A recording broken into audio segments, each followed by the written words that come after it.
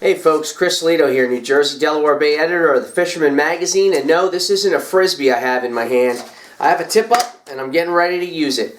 Some safe ice has descended upon the region, and anglers are out in full droves, getting their flags up and jigging up some panfish, perch, and some crappie, as well as getting into some pike and some muskies and even some walleye.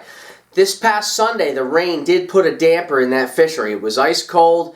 We got a freezing rain, which brought a lot of traffic accidents and made things very slippery around the house. And that turned to rain, but rest assured, there's some cold temperatures coming up for the week ahead. It's going to bring that ice right back to the forefront, so I got to lead with it. Speaking of ice fishing, the Knee Deep Club was supposed to have their first contest on the 18th. That had to be canceled. There was still a tiny bit of open water in the main lake at Lake Apacong, so they've moved that contest to January 25th. And you can check that out at www.kneedeepclub.org or go to Dow's Boat Rentals or Lakes and Marina on Lake Apacong. In other fishing, blackfish action is the only game in town. There are a few boats that are still getting out with the white-leggers and the green crabs and bouncing bottom for those blackfish. I know the Norm Mackay and the Dauntless in Point Pleasant, the Big Mohawk out of Belmar, they are still blackfishing. There's a few shops open. I know the Tackle Box and the Fisherman's Den has some bait there for you toggers who simply have to get out. And when the boats have sailed, the fishing's been very good. The limit is 4 in Jersey. People are having no problem getting pool fish in the 8 to 12 pound class, as well as getting a few keepers here and there. That's because cod and ling has been very slow. Any cod fishing and ling fishing has been well offshore, and we really haven't had the weather to do that. So for now, it's all about blackfish and, of course, that safe ice in the northern part of the region. As far as events go, the New York Boat Show is going to be this January 21st to the 25th.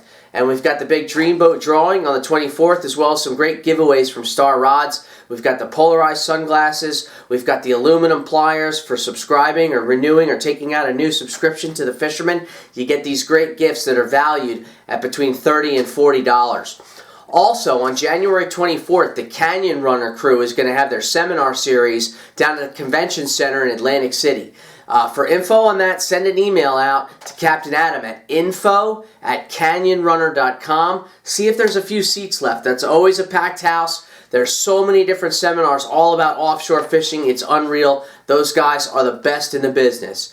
Speaking of the best in the business, Tim Smith and Mike Caruso were in Zancudo Lodge where they finished up their filming with the people down there, the Whitewater Outfitters and the guys and girls from Okuma. You can check that out at www.thefisherman.com. They had some great, amazing footage from Zancudo Lodge in Costa Rica. As for me, I'm hitting the ice tomorrow. Happy holiday, Martin Luther King holiday. This is Chris Lito with the Fisherman Magazine and thefisherman.com.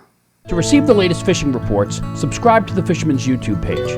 Click subscribe, then click the settings button and check Send Me Updates. You'll now receive notifications of the latest Fisherman YouTube videos and reports.